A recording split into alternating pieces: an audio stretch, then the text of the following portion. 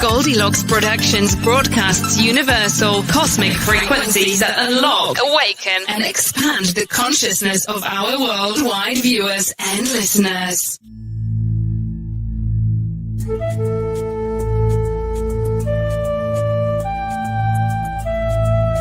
Goldylocks Productions presents Enlightening Conversations with Pam Silver Eagle.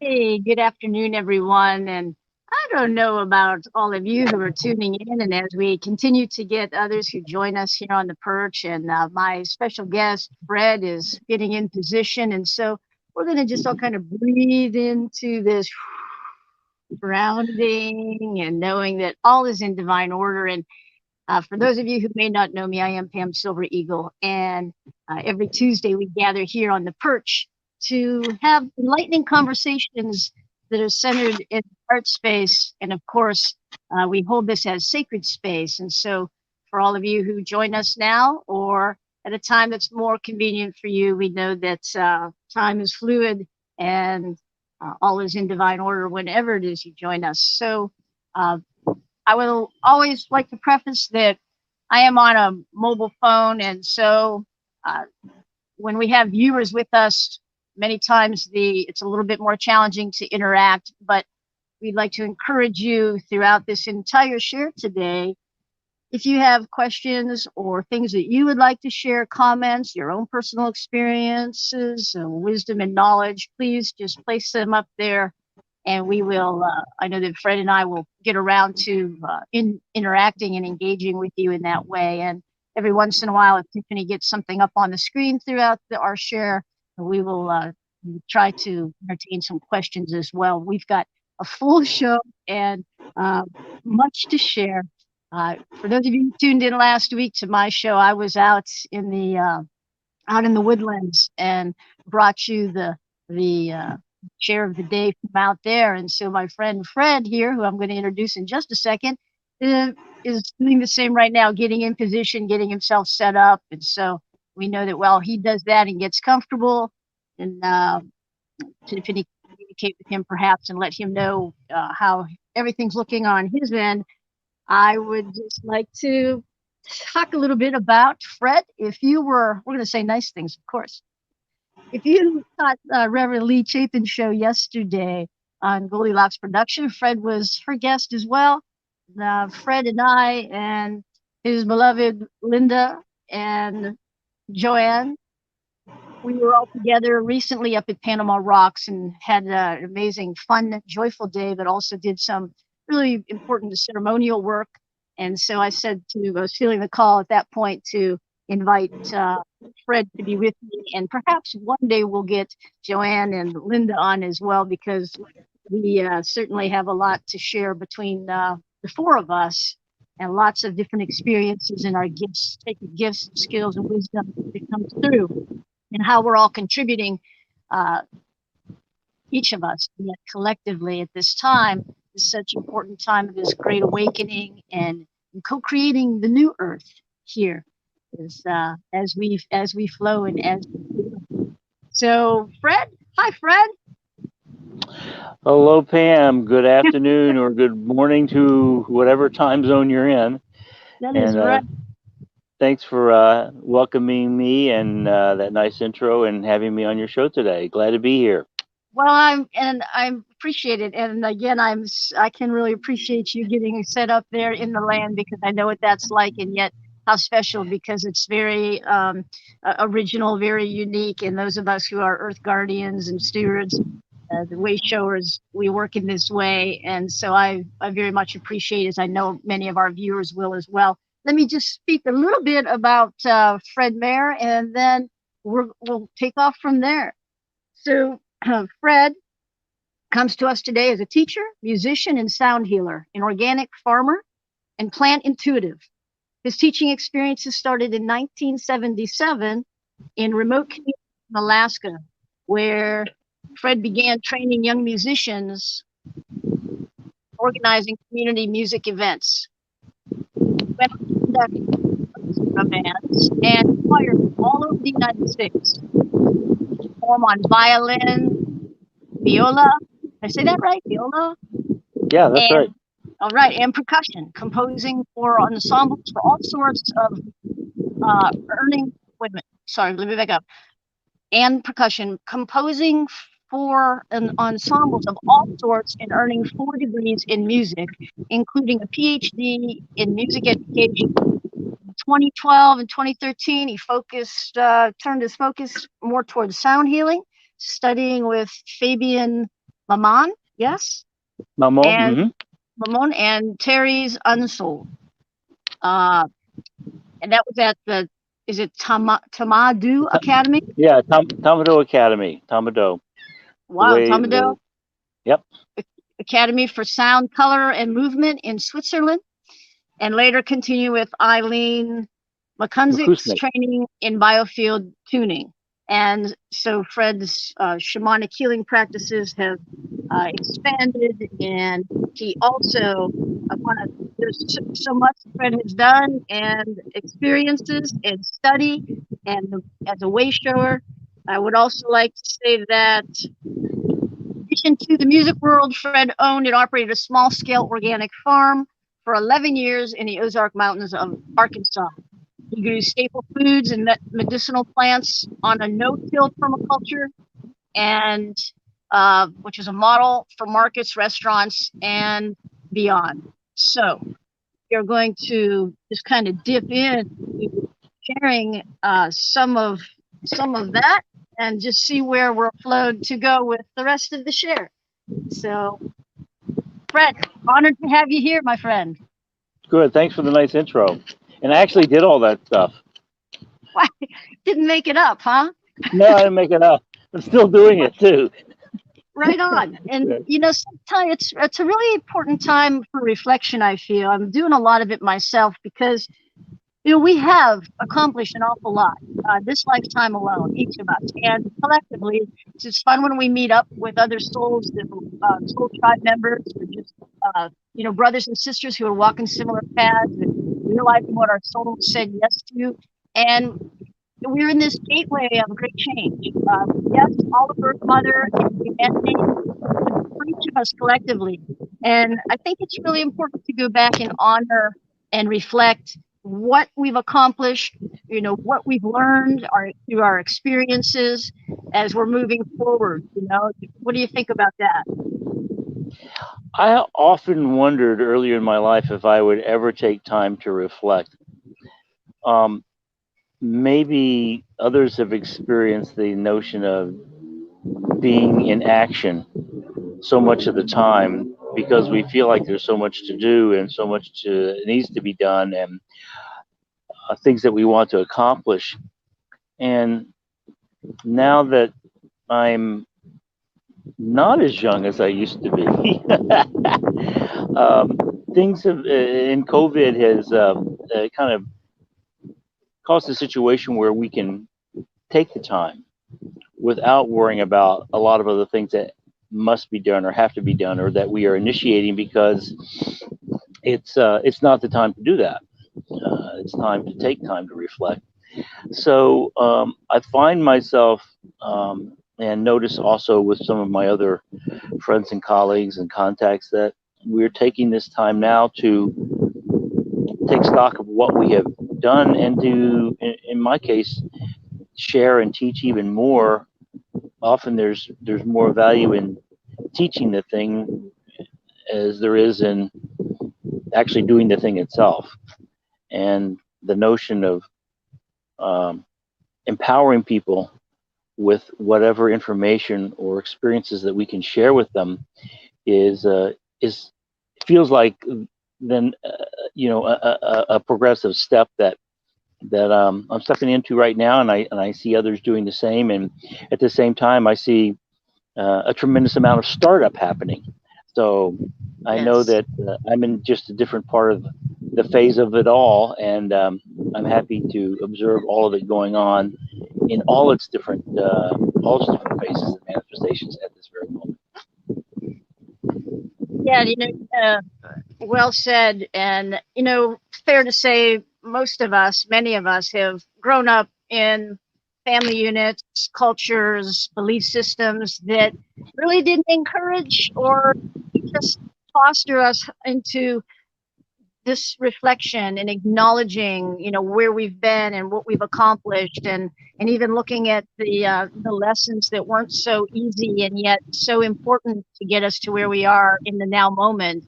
So you're right. This whole global reset is given everyone an opportunity, and of course, with free will, everyone chooses to see things differently, or how they are in their beingness. But certainly, and it's hard to be cracked open wide and given the opportunity to step into this oneness. Here we're being blessed with the sacred element of air. Yes, I am being blessed with a sacred element of air where Dom and the sylphs had blown some of my notes away. So how cool is that? Well, I've got some papers down here on the table How funny is myself. that? All right, cool. All right, I'm back. Just got to release anything that wants to go.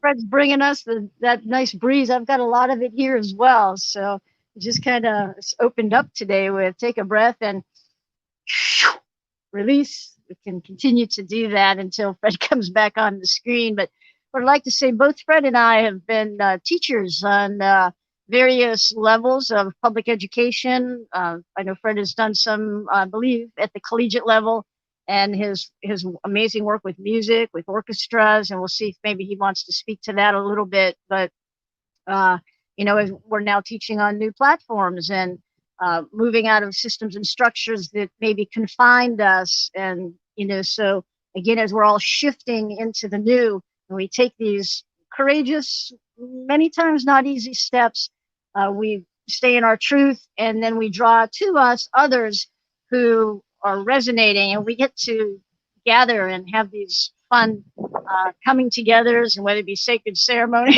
My tablet's blowing across the table too. There's some truth blowing through right now. But one of the other things that Fred and I share in common, and really what I'd say is Fred and I have only had 2 times where we've actually physically been in each other's presence. One was in Sarasota with Reverend Lee Chapin and I were offering a sacred teaching and the Ascended Masters down at the Cosmic Center. We give a shout out to Reverend Elizabeth down there, and Sharon Elizabeth, and also just the other day up at Panama Rocks. Like I said, we just a really special place that I've shared a good number of photos and experiences, and I had Reverend Tiffany White Sage Woman on with me a couple weeks ago. We were sharing about some of those frequencies and the ceremony I was doing that really helped get the land and the energies prepared for what Linda and Joanne and Fred and I were doing a couple days ago. And so as Fred and I were talking, and we recognized that we're both these earth guardians and deeply connected to Earth Mother and all of her kingdoms, as well as the celestial. And so we thought we would share some of that today. And I have been a co-creator of the Earth Care Ministry down in St. Petersburg, Florida, out of First Unity and Spiritual Community. And we've done a lot of good work there. So when I was telling Fred, that our focus was to start small with how do each of us in our daily walk, how do we become more responsible and shifting how we're living in a much more green way. We know Earth Mother is strong and she's ascending and she can heal herself and doing mighty purging across the land now with the fires and the rains and the tornadoes and all the storms. This is all part of these lower frequencies being cleared out so we can bring in that is all of love and peace and joy. So we can sometimes be overwhelmed and say, well, how can I as an individual make such a difference in such a large world? Well, we are called to, within our everyday walk, be that change, to be the love, to be the light. And so are we recycling in our homes? Are we seeking ways of doing, green energy, so the solar power or the wind power, the wind farms that are starting to be utilized more and more. And when Fred gets back on, and I'm trusting you will, talk to us some more of his expertise with the permaculture. And, many of us are really remembering and getting clear that we've come at this very pivotal time as where all the old systems are collapsing so that we can co-create this new earth. And a big part of that is, the basis is oneness, where everybody thrives and we live in love, divine love, and the Christ consciousness, oneness. And as the Native Americans would, teachings go way back to, this is the great web of life. And ta-da! There he Thank is. you. Yeah. Thank you, Tiffany. welcome Thank back. you for getting me switched back on. Thanks. Yeah, So, very much so. I've been able to hear what you've been saying, Pam. okay. Yeah, so true with with our opportunity to to engage with the earth in much more earth friendly ways, less destructive, more living in oneness with what's going on. And permaculture, is one of the just one of many different ways. Then our native brothers and sisters that whose land we are honored to be on at this time, and up here in the Finger Lakes. This is the home of the Iroquois and the Seneca and the 5 tribes that formed the Iroquois Federation and their ancestors. And so they call this area the hand of God, in that it's as if God took his hands and scraped the earth and created these lakes. So it's appropriate that Patricia Cota Robles had excuse me, an affirmation today that started out with, I am the hand of God, speaking that each of us has our is a useful tool in creating heaven on earth. So at some point I had that affirmation down here and written, and if it's something we want to share with everybody online today, I think that would be a wonderful thing. So do you want to talk about permaculture a little bit? We do. Okay. So why don't you maybe just start out by telling us kind of how you, obviously, as a soul, been connected to Earth Mother. How did you really kind of step into the expansion of where you're at today with permaculture? Good question. Many of the opportunities that have come up in my life have been as a result of what I call fear busting. That is, there's something that holds me back that I'm afraid of, that I decide to figure out how to step through that. And one of the fear busting ideas that came to me about 15 years ago was, can I gain the knowledge to grow enough food to sustain myself? And because I wanted to be able to do that in case we were in a situation like similar to what we are today, where self-reliance and having those skills to benefit yourself and those around you might be more important. So in a meditation, it came to me that I was going to be moving to Northwest Arkansas, and I didn't know where, but if you had loaded into a dart all of the things that were in my checkbox, like I wanted to be in the South, but I didn't want to be like, I wanted some altitude so it wasn't so darn hot, and I wanted to be someplace where there was a music scene, and I wanted to be a place where there was good water and where I could have a farm. If I loaded all that in the dart and I threw it in a map of the U.S., it would have landed in Northwest Arkansas in the Eureka Springs, Berryville area. And so that's where we went. Didn't know a soul. So as the story continues, I apprenticed with an organic farmer named Patrice Gross, who was a Frenchman who had immigrated to the U.S. several decades earlier and had a similar kind of experience where he wanted to learn how to produce food, organic, really high quality, nutrient dense food on a long-term basis.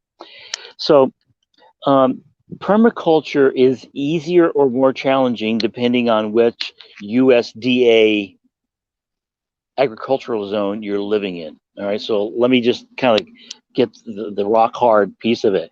If you are in zone 10 down in Florida, permaculture is just an everyday way of life because you don't have any frost. Okay, things are just continually growing, and depending on what you plant, you will have a continuous supply of food.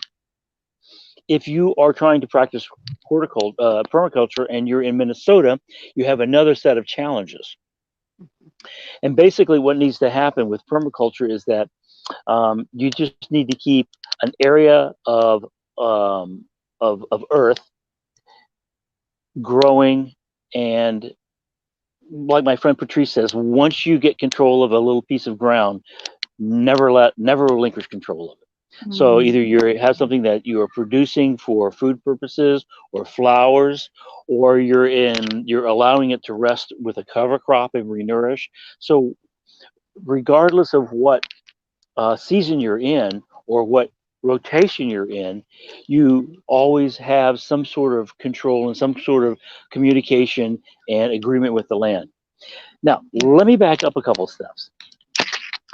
Would you think about the immense diversity of plant life, and you think about the few plants that we actually eat, it's really less than 10 families of plants that we have cultivated because of our own taste. A lot of the wild plants aren't what humans find tasty, and those plants are quite virile. The wild plants are much more virile than the plants that we decide to eat. So when we decided that there were certain plants and certain plant families that we thought were delectable and delicious to eat, we came into an agreement with those plants. And here's the agreement. We like to raise these plants for a food source, but in doing so, we weaken their natural ability to thrive on their own. So the plant said, okay, we will produce this delicious, delectable food for you, but you have to take extra special care of us. And so that is how the vegetable world, from what we eat, what we grow, what we buy at the markets, that has been the human plant interaction. And there's a lot of plants that we can think of that have enormous connection with us. And Michael Pollan has written about this, especially about corn, and how corn and humans cannot really exist in the same form without one another's interaction. So permaculture is about keeping a piece of ground under control. Now, here's something that's important to remember, because we all have warmer and cooler seasons, regardless of where we are on the planet, or rainier and drier seasons, as the case may be. If you, let me see the best way to put this. I'm losing my train of thought for the moment.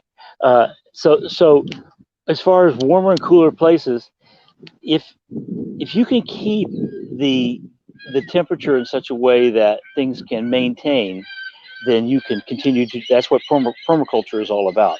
A lot of people believe that once things hit 32, that plant life is over. Actually, there's life below 32, and the technique for using that, and really plants can tolerate 28 degrees, even 25 degrees. Some plants, if you have 3 nights of 25 degrees, though, bam, your plants are that are not frost tolerant are going to go. But there is life below 32, and we also know that there is a stable temperature below the Earth's surface, and anyone who's been in a cave knows that. Doesn't matter whether you're in a cave in Arizona or you're in a cave in in Canada. Once you get 5 or 10 feet below the surface of the Earth, it's going to be 55 degrees. So as we know, heat rises, and so one of the ideas with permaculture is to trap that heat so that your plants don't sustain a freezing situation. So when I was in the Ozarks, the way I did that is I would plant a cover crop, or I would plant something that's winter hardy, carrots, beets, spinach, some lettuces. There's a number of crops that are more cold tolerant, and I would pack those in with whatever kind of mulch I had. Sometimes I use straw, sometimes I use leaf mulch, and often people will make these low hoops. You can do that. I found if I just put 2 layers of cloth called row cover, 2 layers of cloth over it, packed it in, then anytime during the winter, and it got pretty cold, we would have some really, really cold streaks. I could still go out, pull my cloth back, pile through, and get fresh spinach, which is fresh chi or fresh beet greens, or pull the beet out of the ground anytime during the winter.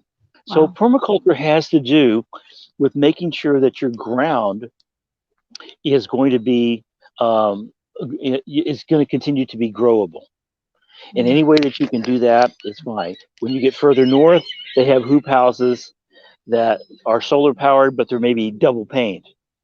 So depending on what zone you're in, and as I said, the higher the number, the hotter the territory. So in the U.S., we get up to, well, like a lot of the U.S. is in zone 5, 6, and 7, and as you go further south, 8, 9, 10. So basically, that's the fundamental tenet of permaculture as far as the actual growing of things. There's more. So you have any questions so far? Excuse me, not so much question, but I would invite if we have any viewers that would like to post any questions for Fred, or specifically about the permaculture. We invite you to do that. And I don't know, again, maybe Tiffany, if there's any that pop up, just help us to see them if you can. But Fred, what I was thinking of when you were speaking of different zones and how you were saying in the different temperatures, you could even still go down and get your beets or whatever. I was thinking of the Panama Rocks where we were the other day, right? And how brilliant that's what, of course, the natives did in just naturally because that's what they knew. And we saw some, huge, amazing crevices and caves amongst those rocks. And, the history tells how they would put their meat down in those crevices, some of them, 50, 60, however feet deep.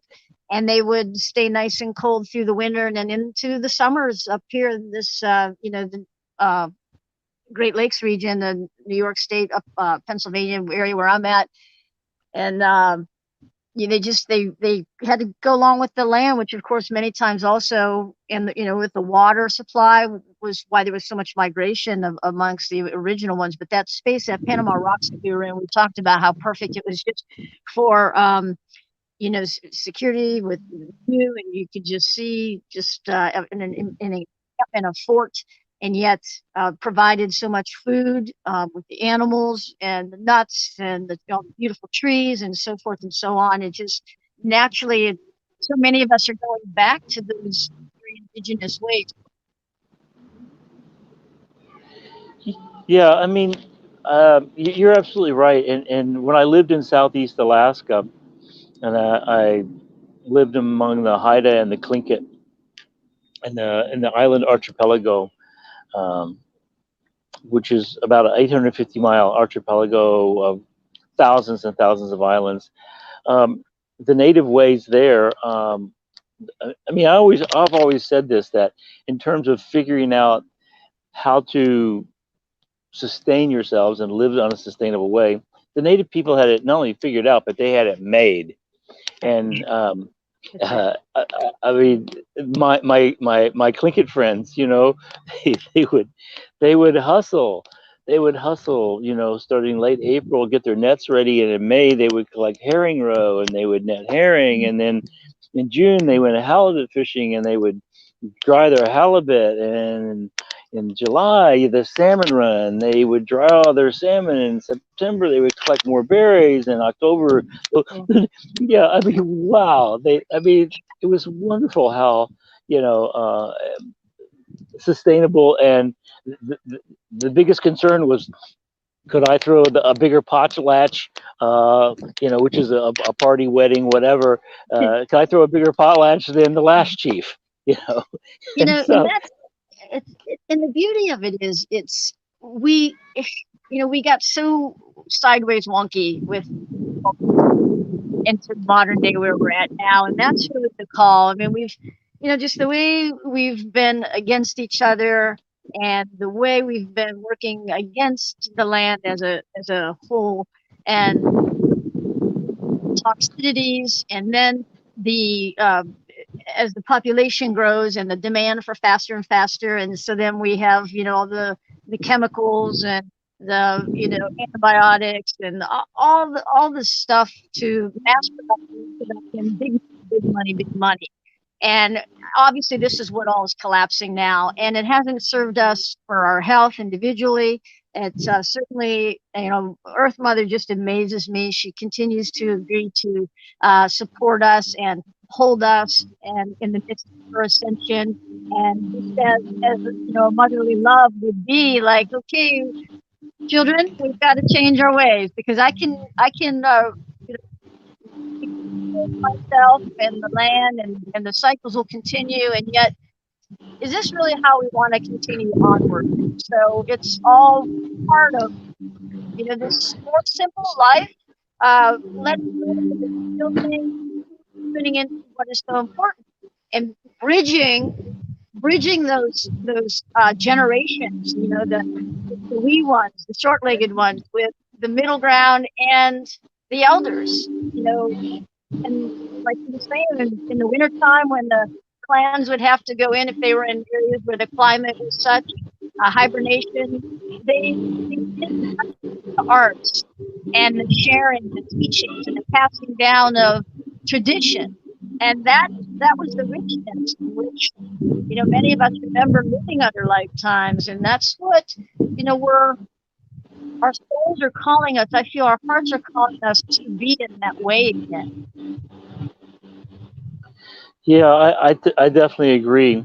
And it's especially brought home now when the activities or the ways of thinking that you were engaged with in February, a lot of them just aren't possible now, right, or have modified in such a way that, you know, you gotta roll with it one way or another and make those kind of adaptations.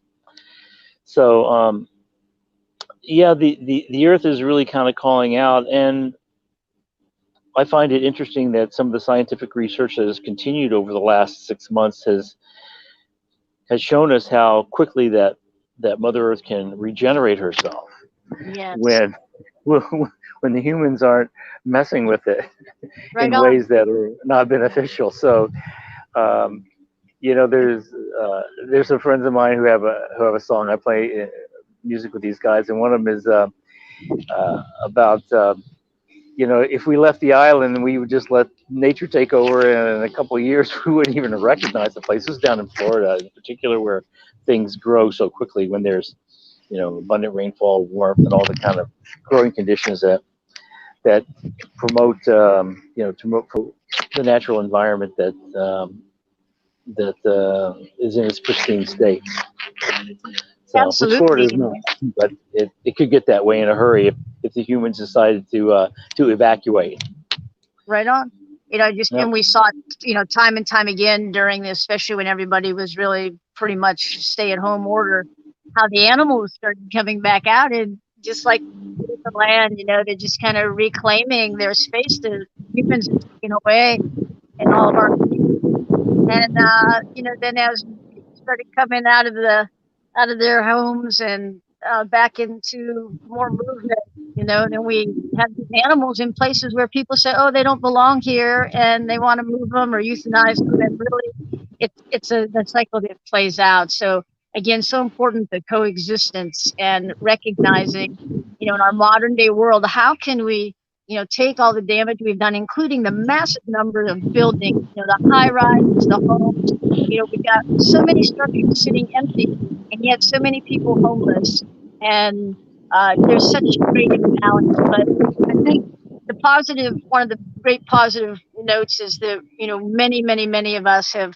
you know, really gone deeper and deeper into our heart centers, and really answering the call to how can I make a difference right here, right now, and, you know, letting go of the past and forgivenesses, and starting at this point and moving forward. And with, you know, we've got again, with all so many of the youth, you know, they're so intuitive, from the 30s, 20s, and way down to the little ones. I've been around a lot of them, and they're so tuned in.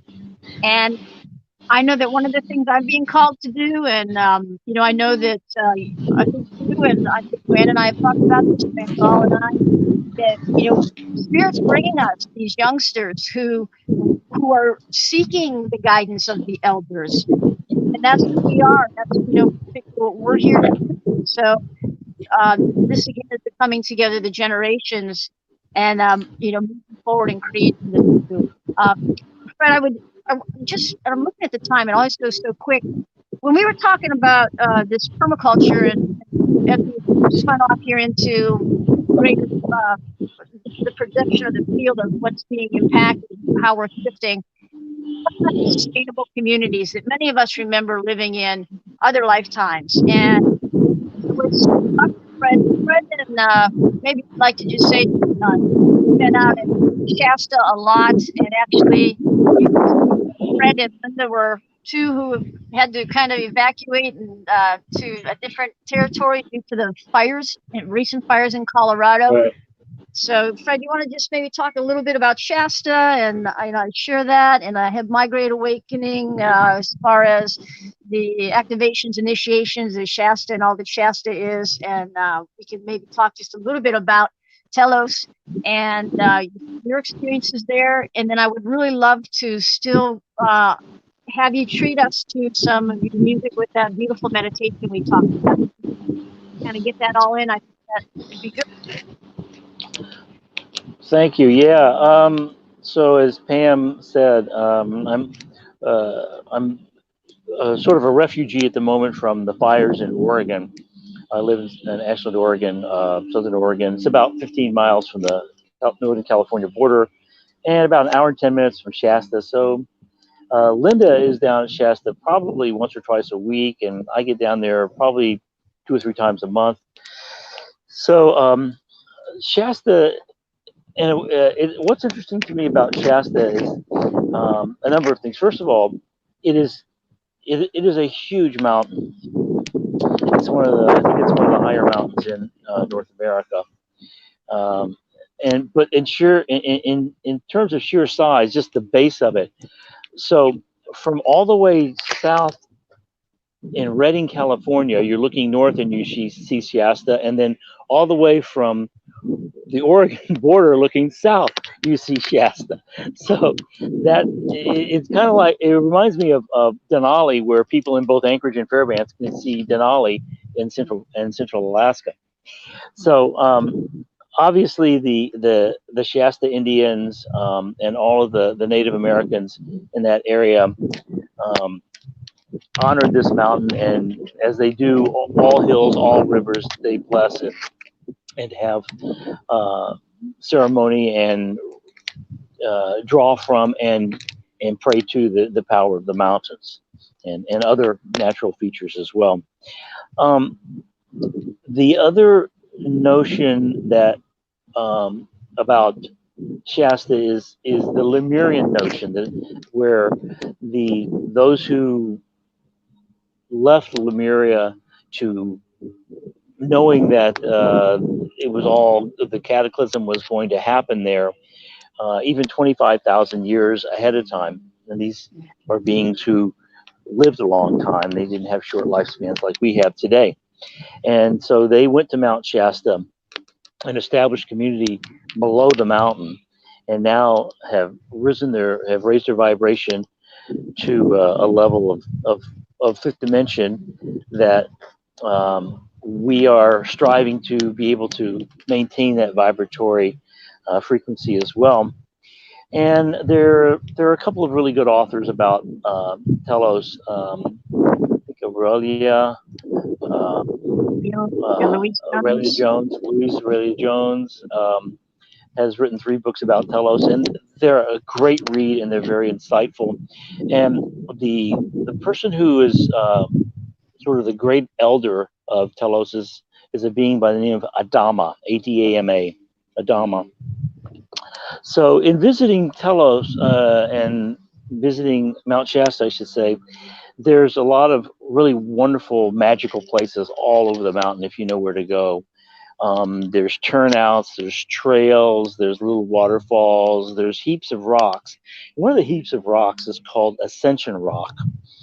And Ascension Rock is volcanic rock. Everything in Shasta is volcanic. All the mountains along the coast are volcanic. As the plate slid under, created heat, created volcanoes. So everything's volcanic. But the interesting thing about Ascension Rock is that most of the rocks right there are sonic. That is, and of course, being a musician, I'm always looking for some way to play with sound.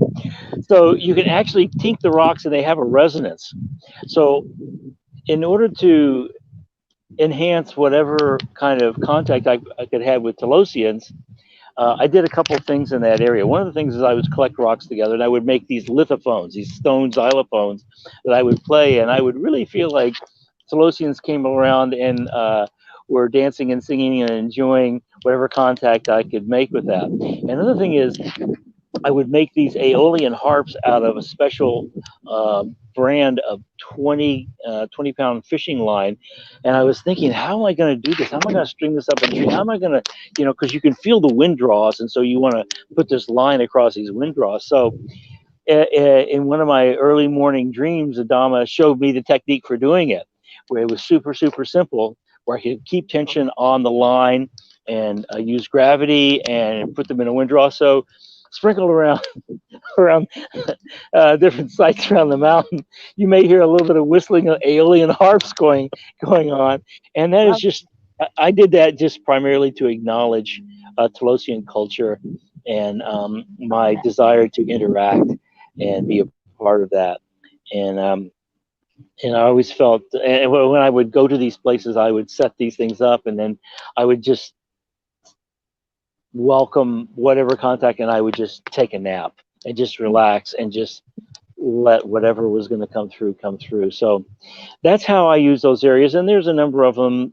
Panther Meadows is another wonderful place that has a spring coming out of it, and there's also Smith Lookout, where we've done a lot of ceremony. But here's an interesting thing: when you go to Shasta, when you get close to an energy portal, there's a specific kind of plant that shows up, and it's the wild ginger plant. And so if you're looking for confirmation of sort of higher spiritual areas, then when you see this plant start to show up, then you know that that's where it is. So once you see the wild ginger plant and what it looks like, or if you want to look it up in a plant book, then you'll be able to see it. But it's a wonderful place. We've done a lot of ceremony. We plant a lot of crystals around there. Like I say, I go there and use it as a playground to interact with Telosian energy. And it's just a wonderful place that every time you go there, there's the familiar and the new. It's such a huge area. There's just no way to cover it in a lifetime. But it's worth trying. Yeah, that's right. Don't let that stop you. As you're speaking, and I've, of course, spent a good bit of time. Well, I've only been out there once this lifetime, but spent a considerable amount of time down in Panther Meadows, and then up in that sacred space where the Native Americans still gather and hold ceremony. I had quite a couple, 2, 3, I don't even know how long, hours up there, and just fully immersed. And that is where one of the great, my activation and really, it was so powerful. I feel the energy of Shasta, just speaking the words, and all that it is. So lots of joy, lots of joy. Absolutely, yeah. So, yeah. What do you wanna? Let's maybe move into then this grounding and this connecting that we talked about, and let you lead the way here. Well, thanks, Pam. Thank you. Yeah. So I think that this is a time when there have been connections that have been severed and new connections that have emerged and grown with each of us. Whether it's we've lost jobs, or on the other hand, now we have more time to do something that's more of our heart seeking. We've lost contact with friends, but now we're creating situations that once that reestablishes, that we have more to share. So I'm looking at the balance in all of this. And what we can do now is, what I would like to do is just lead just a short meditation with connection. So what we're going to be doing is just getting centered and getting grounded, and then getting our auric fields a little bit cleared out, and then we'll see what kind of connections. Well, ask some more about connection. I have some ideas when we get to that point. I'll share with it. So wherever you are, just realize that, especially if you're in North America, you are on native ground, and I want to acknowledge and sanctify this ground that I am on right now, because this is deep in the Iroquois territory, and I am honored to be here, and I honor the waters around me and the trees and the native people whose land I am now on, and I humbly thank you for allowing and me to give praise and acknowledgement to you at this time. And if you're anywhere in the U.S., you are on native ground. So if you would, just take a few moments and get yourself relaxed and centered. Take a couple of deep breaths. Make sure that your hands and feet are not crossed. They're hands separated, and put your feet on the ground or hands on the ground. And take a deep breath and focus, if you would, for just a moment on the soles of your feet. And imagine from the soles of your feet that you have roots that are reaching down to the crystalline center of the earth. And that silverish roots that are reaching from your feet down there, and with the oversight of Seraphim Sandophone, as we move up to the white globe of our base chakra, and Archangel Gabriel, and then to also Archangel Gabriel is looking over the pink center of our sacral chakra, creation, creativity, procreation, as we move up through our 12 chakra system to our navel chakra, again, Archangel Gabriel, and that golden yellow-orange ball that connects us with all other things on the planet. And as we move up to our solar plexus, with Archangel Uriel, that connects us with all things outside of our universe as well. Move up to our heart chakra and the 33 petals that go from green to pink to white, with Archangel Shamuel and Charity. We move up to our throat chakra with Archangel Michael, the blue vocal chakra. As we move up to the green chakra at our third eye, Archangel Raphael. And to our crown chakra, Jophiel, and above our crown chakra, to our causal chakra, Archangel Christiel, and above that to our soul star, which is Archangel Mariel, and finally to Archangel Metatron and our stellar gateway. And we open our stellar gateway to receive pure source light as that comes pouring through the top of our gateway, through our soul star, down through our causal chakra, through our crown, into our third eye, and through our body, and all the way through all of our throat chakra, heart chakra, down solar plexus. We bring this white light, let it fill and scintillate all through our body, all the way down to our navel chakra, our sacral chakra base. And when that brings that celestial energy into the earth, our whole body lights up, and it begins to clear the energy that's discordant and purifies the discordant energy in our physical body. It spreads out to our etheric body, mental body, emotional body. Any discordant energy is transmuted by this white light from Source.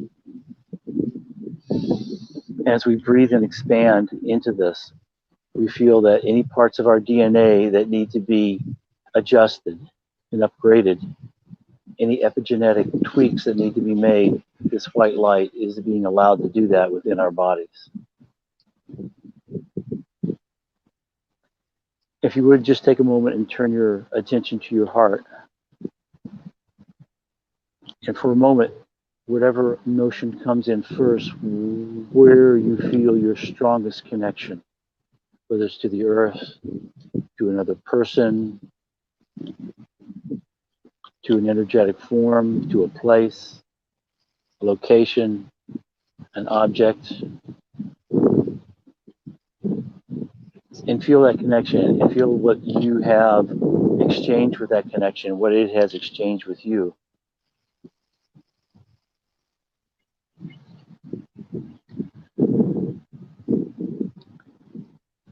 And bring to your heart another connection that might come to you.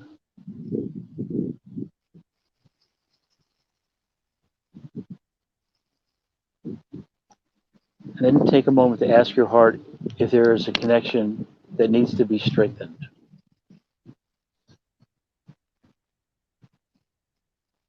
And touch in with that part that needs to be strengthened, that you would want to have even deeper connection with. And merge with that notion of what it is that more connection will occur.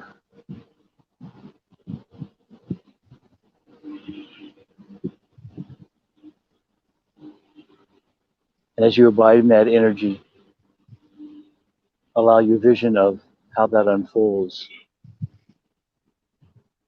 to reach into your manifesting part of your being and see that connection strengthening.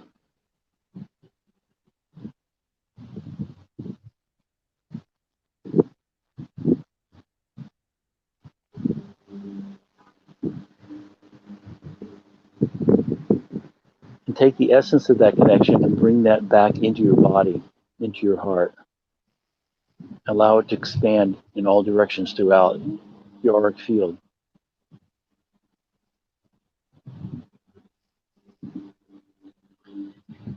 And know that this connection is what you have asked to grow and to manifest in your life. And rest assured and feel certain that this will come to pass. And give thanks to that connection and all the connections that you feel.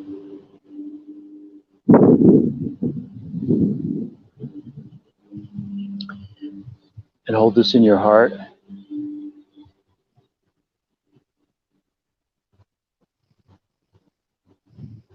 And feel this expanding beyond your physical body, beyond your etheric body, beyond your mental body, beyond your emotional body, out into the ethers around you, and to connect with all that is.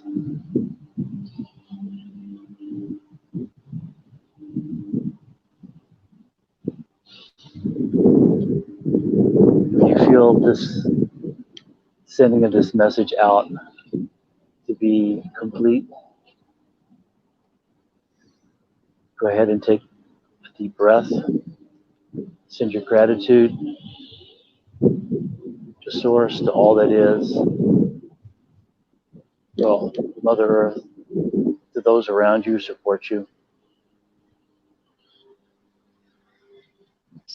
And send special thanks and acknowledgement to your I Am presence.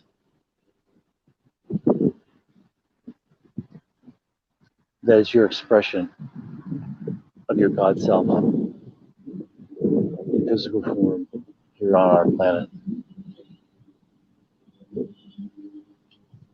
With another deep breath,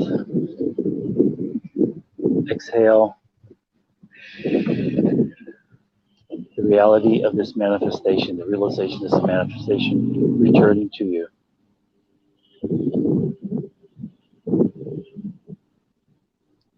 And give thanks.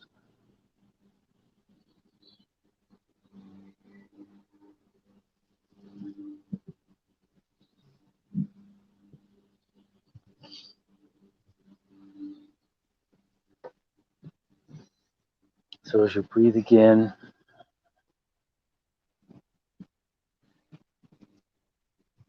feel this energy returning to you. Feel your connections here to the planet. Feel your feet below you. Feel your fingers, your hands.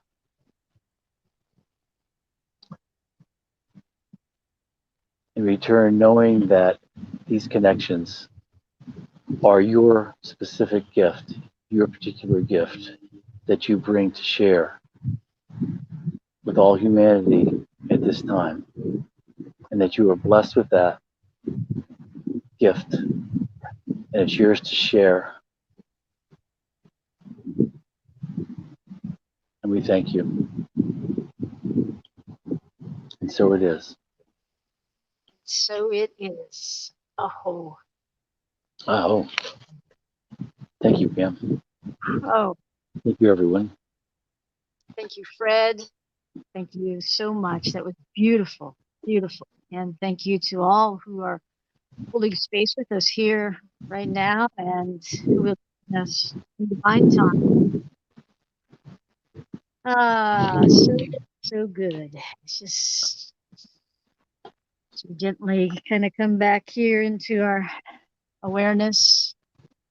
And, we covered a lot of ground today. Fred, I want to thank you so much for being here with me on the perch. And I wanted to ask if people would like to contact you regarding any of your gifts, your shares, your knowledge. You want to maybe give a quick blip about what you might be willing to offer? Sure. Yeah, the easiest way is to fly me an email. You see my name at the bottom. It's Fred Mayer. So just make it all one string, Fred Mayer, and then add the letters phd@gmail.com. So Fred Mayer, phd@gmail.com. If you'd like to talk about permaculture, chickens, music, anything, love to chat with you and share ideas. And I'm always learning and always happy to share. And you're creating some instruments, right? Oh, yeah. Yeah. Okay. So, and I guess we've got about a minute. So again, I guess the best way to reach out to Fred is he's obviously just a wealth of knowledge, wisdom, and so much love, so much to offer to all of us. So, and for me, you can connect with me on my Facebook page at Pam Silver Eagle. You can see the services that I currently have up that I'm offering as far as my medicine, my energy sessions for energy, for activation and upgrades at this time as our frequencies are shifting, as well as spiritual guidance and coaching, and in my local area. Nature journeys as wellness journeys. I love to take people out and help them connect out on Earth Mother. So thank you all for being with us. And again, thank you, Fred. I look forward to when we journey together again. So blessings to everyone and have an amazing day and be the love, be the light together. Thank you, Pam. Thanks, everybody. Don't want the fun to end? Grab more refreshments. Then head over to the Goldylocks Productions YouTube channel. With the huge selection of shows, the fun doesn't have to end.